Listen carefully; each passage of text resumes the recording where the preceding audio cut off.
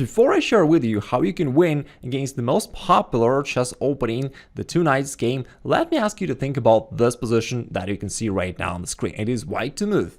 How would you play here if you're playing white? This will explain why this variation is so crazily successful. Now, at this point, let's think about this for a second. We can see that your bishop is attacked, right? So naturally, perhaps the first move you think about is bishop taking this pawn over here to b5. If not, maybe you may also consider pawn takes over here to c6, right? Something like that. And guess what? Both of these moves usually lead to white being completely crushed. And the correct move for white is, guess what? Bishop going all the way back from to f1, which saves the game for white. But because nobody really can comprehend that this move is the right one, all of your opponents are going to be crushed badly. Now let's start from the beginning. Today we're going to be going over the two knights game, the most common chess opening variation, especially in online blitz games. And here, after your opponent plays bishop c4, you go knight f6. They'll often try to go knight g5 and to initiate this quick fried liver attack, which is often successful. Black doesn't know what to do here. So you played pawn to d5, and after pawn takes here, the main move is knight to a5. Okay, those who aren't familiar with this line usually take over here on d5, which is wrong, and it leads to a bad position for black. But what I suggest to you to play here is a paradoxical move, pawn to b5. Instead of dealing with this pawn anyhow, you just play this weird pawn move on a side of the board.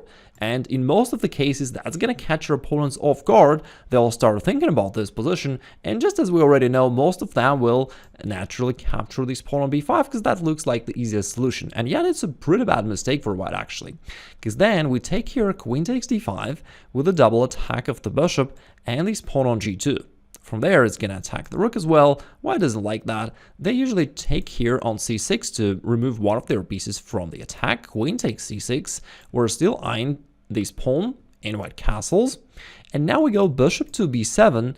And strangely enough, sacrificing this pawn on b7 really plays in your favor, because now you could put up this massive battery on the long diagonal, threatening queen takes g2 checkmate, and it's a really annoying threat for white, because although white can stop it temporarily, but they cannot really withstand your massive attack. So here's what's going to happen here. White has a couple options here to try to deal with your threat of queen takes g2 checkmate. In most of the cases, they play pawn to f3. Sometimes they'll put their knight there, and occasionally they'll put their queen there. We're going to analyze all of these lines, starting from the move pawn to f3, because that's the most common move. Now, in this case, we play pawn h6. We do want to attack this knight and gain some tempos doing so. Actually, in pretty much all of these variations, this knight on g5 gives you some extra tempos, because it's kind of misplaced. It doesn't really support white attack anyhow, and it only gives you more extra tempos. Usually, you're getting castle queenside, because that will also put your rook to a semi-open file and make it very active. And your bishop very often will come over here to c5 to join your attack. And your position works really well altogether, and white has really nothing to oppose. So after h6, the knight has to go back. We can control this square very well, so they have to go back. And here, believe it or not, one of the strongest moves for black is the most ruthless attacking move, pawn g5, where you literally try to break through the white's defense. You want to play pawn g4, and remove this pawn from here, and deliver queen takes g2 checkmate. So you're going after the white's king in the most straightforward, most brutal way possible. And again, it's still unclear for white what to do against it. For example, they usually go knight to f2 because that g4 move was coming, but we do play pawn g4 anyway. Now what's white going to do here? I mean, if they take here, somehow, that always leads to this checkmate. Good for us. Going to move back, since white cannot take here on g4, they instead play some other move, knight c3, pawn d3, something like that, doesn't really matter. Then we take here on f3, and white hopes that if they trade off the queens, that's going to slow down your attack, but that's not really the case, because after this exchange of rook to g8, we're going to checkmate white anyway. They can't really, cover their king. You can at least play h5 and take it. So knight g4 is not an option, and if white goes king h1, there's bishop takes f3 checkmate. So your attack continued to be successful even in an endgame. And this main position of this opening variation, instead of pawn to f3, which didn't work out really well for white, some of your opponents will play knight to f3, covering your checkmating threat that way. In this case, it is tempting for black to push her pawn forward and to attack the knight, and while it is a good option, I prefer keeping this diagonal open because we still have the hope to checkmate white there with queen to g2 at once. So you may instead simply castle and continue your development. That again puts your rook to an open position, pretty nice. And at this point, if white goes pawn to d3 or anything else, you can once again go with this bold attacking plan, pawn to g5. Again, our plan is simple: g4, eliminate this knight, play queen takes g2, and celebrate. That's all you gotta do here. Now, after g5, white never can move this knight, right? If they ever move it, queen takes g2, boom. If they instead capture this pawn with the bishop, that is also a crucial error for white, because that opens up the g-file, and you can take advantage of this right away by playing the rook to g8. Now, in addition to this queen and the bishop battery, we also have a rook lining up against the same weakness against white's king, and white is already defenseless. If, let's say, they play any move, you can take here. Again, notice that this knight can never move, right? If they do something like this, you take rook takes g5. If knight ever moves, queen takes g2, bye-bye. If instead they do something like bishop f6, then queen takes f6, and we're still threatening badly here. Bishop takes f3, your rook is pinning the pawn down to the king. If they try to defend it, you can eliminate the defender, play something like bishop h6, and then take it over here, and after that we're going to still capture on f3, and white is actually collapsing. I've checked in the database, in most cases they do play knight e4, hoping that it closes the diagonal, but it doesn't, because after bishop e4 they can't take here due to this pin. It's pinned down to the queen. So in one game they played here king h1 here, black played bishop b7, queen e2, and well, let this be our puzzle of the day. Of course black is winning, but what's the most efficient way for black to win here? It is black to play. If you can find it, write it down in the comments below. Coming back to the most critical position of this variation that you're going to face most often in your games, in order to parry queen takes g2 threat, some of your opponents occasionally will play queen to f3. It is a less frequent option because it also feels uncomfortable for white to put their queen against their bishop, but it's actually a pretty good move for white here.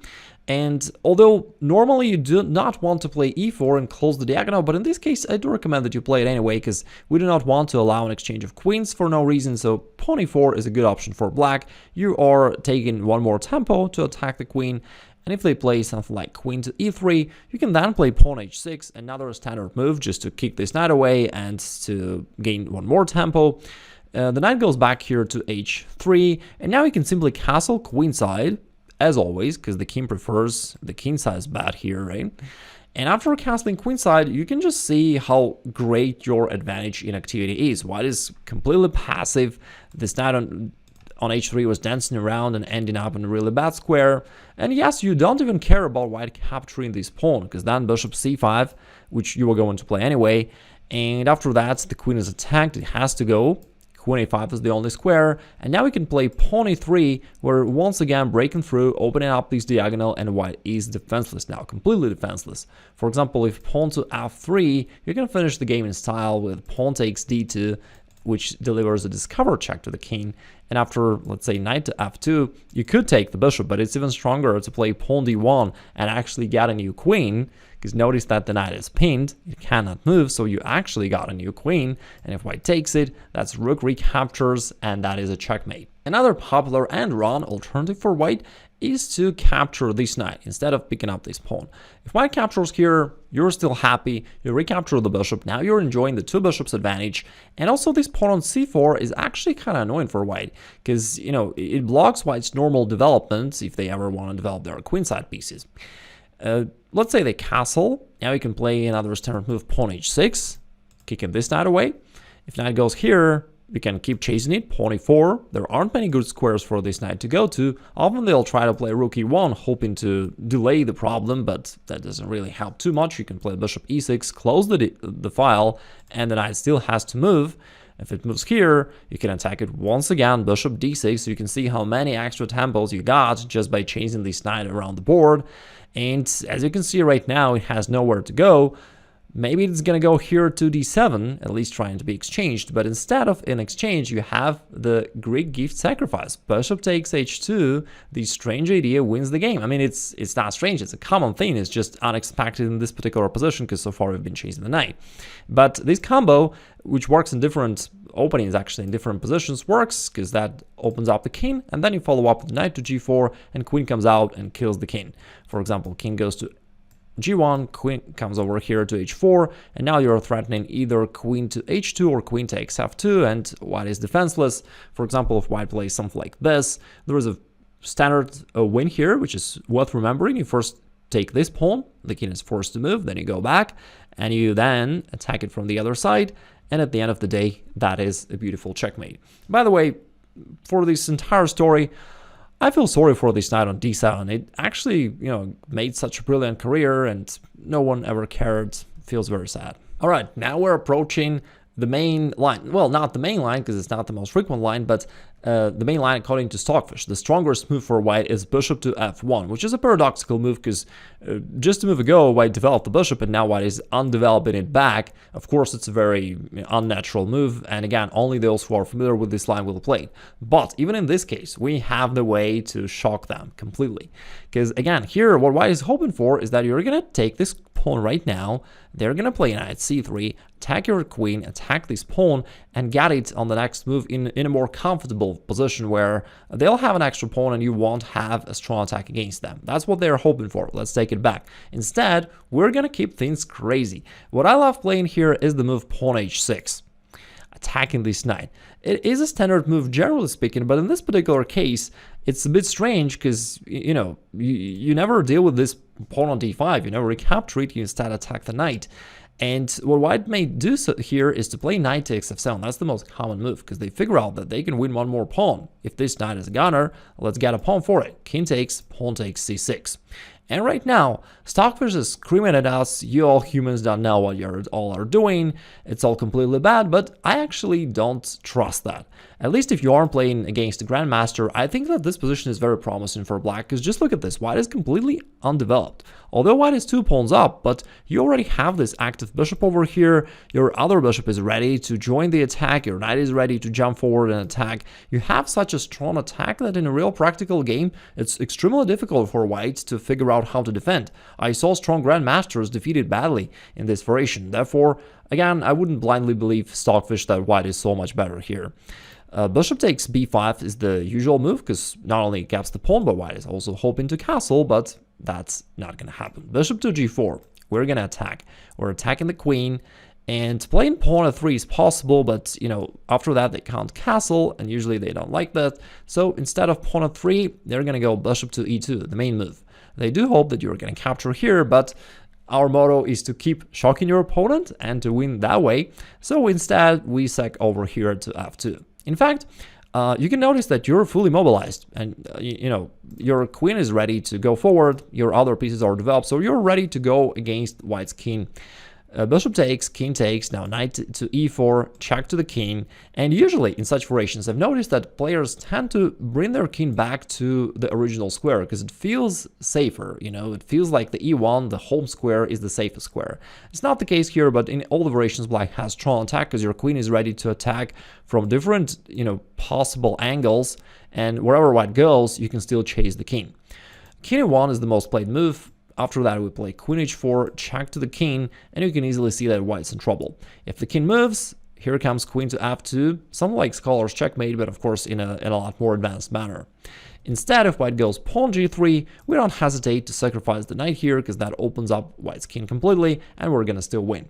After pawn takes, you have a pleasant choice of how you prefer winning this game. You can take the rook and keep attacking, but queen takes g3 is the most straightforward idea. After king to f1, it's clear that the king is so open and you have different ways to attack, but what I love the most is to make an artificial castling. It's never too late to castle, right? If you lost your right to castle, you can always do that artificially. You can play rook to f8, then king goes back to g8, and castle that way.